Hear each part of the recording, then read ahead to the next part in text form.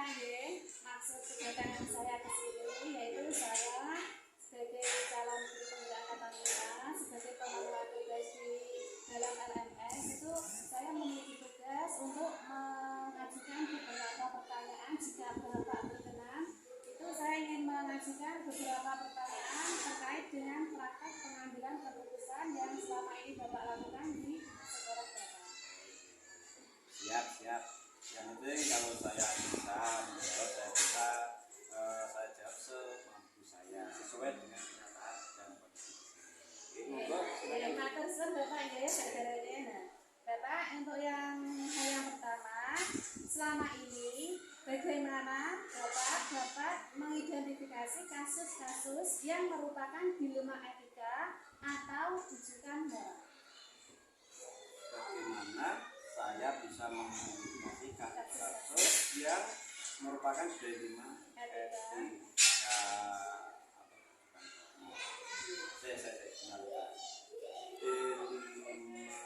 Dilema etika. Etika itu adalah suatu perasaan atau dilema itu kita harus melawan benar melawan benar. Jadi situasi yang terjadi ketika seseorang harus memilih antara dua pilihan, semua benar. Nah, jadi di mana kedua pilihan itu harus secara moral, secara empati benar tersebut bertentangan. Nah, sedangkan kalau rujukan moral itu menurut saya itu adalah suatu yang benar dan melawan salah. Itu menurut saya ya, yaitu situasi yang terjadi ketika seseorang dalam membuat suatu keputusan itu ada unsur benar dan salah. Itu menurut saya barangkali dari pandangan sudah mesti mahirlah dalam ikut bergerak ini. Terima kasih Bapak ya. Jadi demikian tadi untuk definisi dari dilema etika dan rujukan moral yang Bapak ketahui selama ini di sekolah Bapak ya. Untuk yang kedua Bapak ya, selama ini bagaimana Bapak menjalankan pengambilan keputusan di sekolah Bapak? Terutama itu untuk kasus-kasus di mana dua kepentingan yang sama-sama benar atau sama-sama mengandung nilai kebajikan. Oh, baik. Selama ini dalam pengambilan keputusan di sekolah kami sekolah ini, terutama di mana dari beberapa kasus tersebut memang banyak sekali kepentingan yang memang semuanya itu benar dan itu sama-sama mengandung nilai-nilai kebajikan.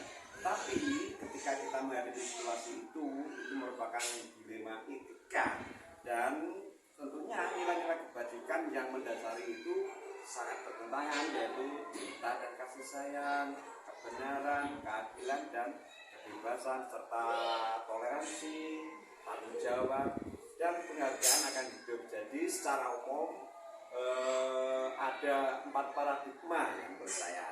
Yang pertama itu paradigma individu lawan kelompok, rasa keadilan lawan rasa kasihan, kemudian kebenaran melawan kesetiaan, dan yang terakhir itu jangka pendek lawan jangka panjang. Semua itu benar, tetapi kita itu melihat situasinya sesuai dengan keadaan di sini. Jadi kita itu yang penting mengedepankan kepentingan dari murid kita.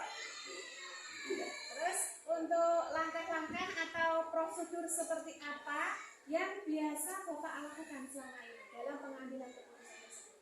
Langkah-langkah atau prosedur ya gini, di sini setiap kita akan mengerjakan pengambilan keputusan, yang pertama kita itu harus musyawarah bersama dewan guru, kita sepakat berkumpul rapat, kemudian dari keputusan itu yang pertama kita harus menyelidiki situasi atau masalah itu secara detail, secara rinci, dimana masalah itu terjadi, kemudian mengumpulkan berbagai macam informasi yang terkait dengan situasi tersebut, kemudian kita menciptakan kita tawarkan pada Bapak dan Ibu guru itu beberapa alternatif keputusan yang selanjutnya keputusan baik itu dijadikan opsi, kemudian kita pertimbangkan bagaimana ini sudah baik atau belum, ini sebagaimana.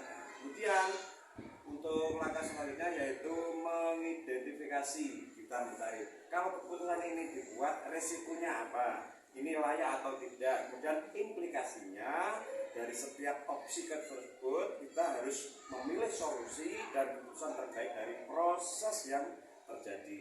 Jadi identifikasi yang sebelumnya sudah dilakukan, lalu yang terakhir kita harus mengevaluasi, kita harus kembali ke belakang pada keputusan itu gimana toh hasilnya, double checknya gimana keputusan itu sebelum kita implementasikan gitu.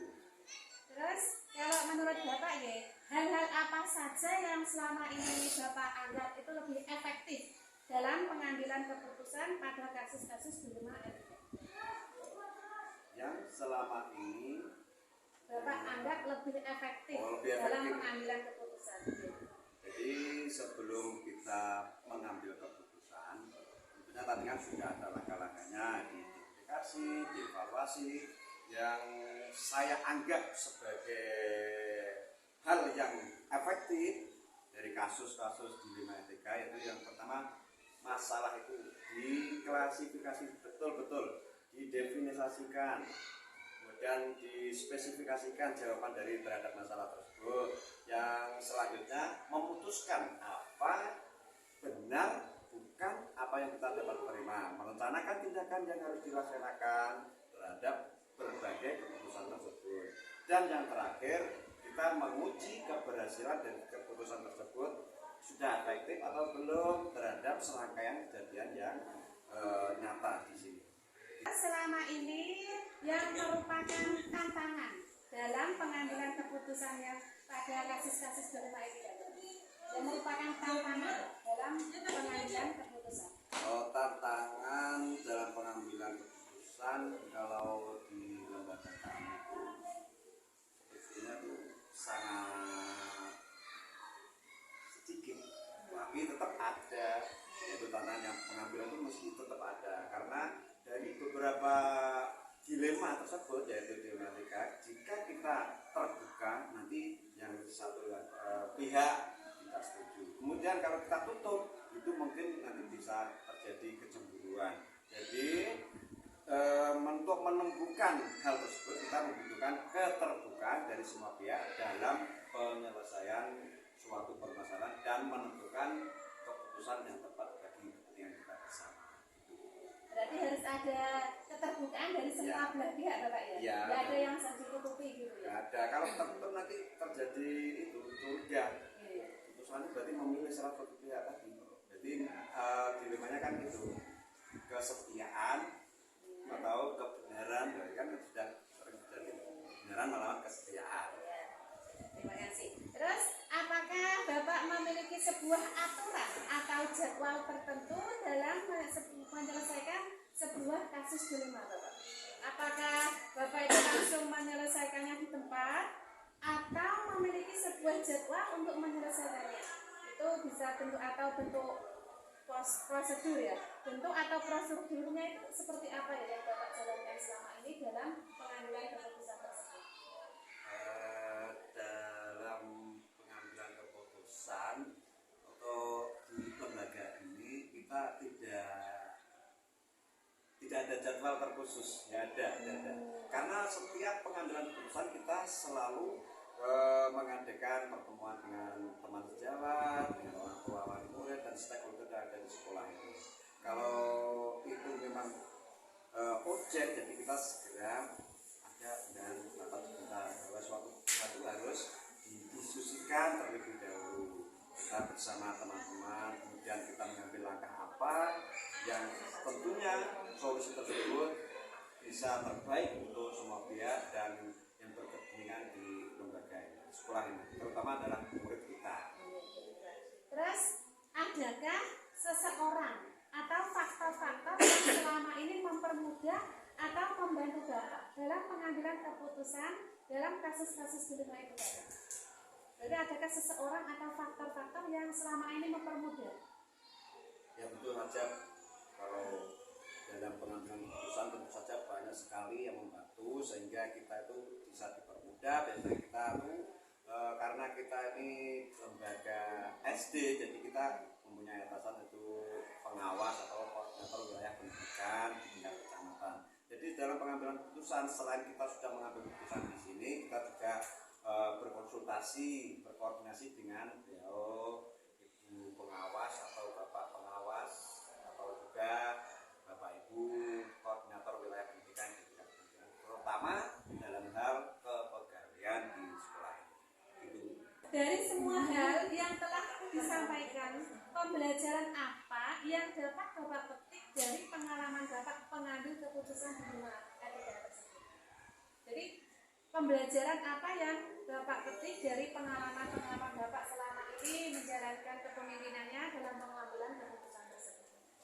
Banyak sekali pembelajaran yang kita petik dari itu, terutama untuk pengambilan keputusan dengan dilema etika, yaitu kita harus membangun jaringan komunikasi yang baik dengan banyak pihak, dari teman guru, tenaga kependidikan, dengan anak-anak, dengan orang tua murid, komite, dan semua yang berkepentingan di sekolah ini. Kita juga harus membangun rasa empati, rasa kasihan kepada orang yang tentunya membutuhkan pertolongan, dan juga rasa empati kepada orang yang bekerja sama dengan kita, dengan juga dalam mewujudkan pendidikan demi kemajuan sekolah ini. Kita juga harus memberikan rasa senang, rasa bahagia pada murid kita, terutama semua warga sekolah ini akan merasa tenang, aman, nyaman, dan senang, terutama dengan bahagia.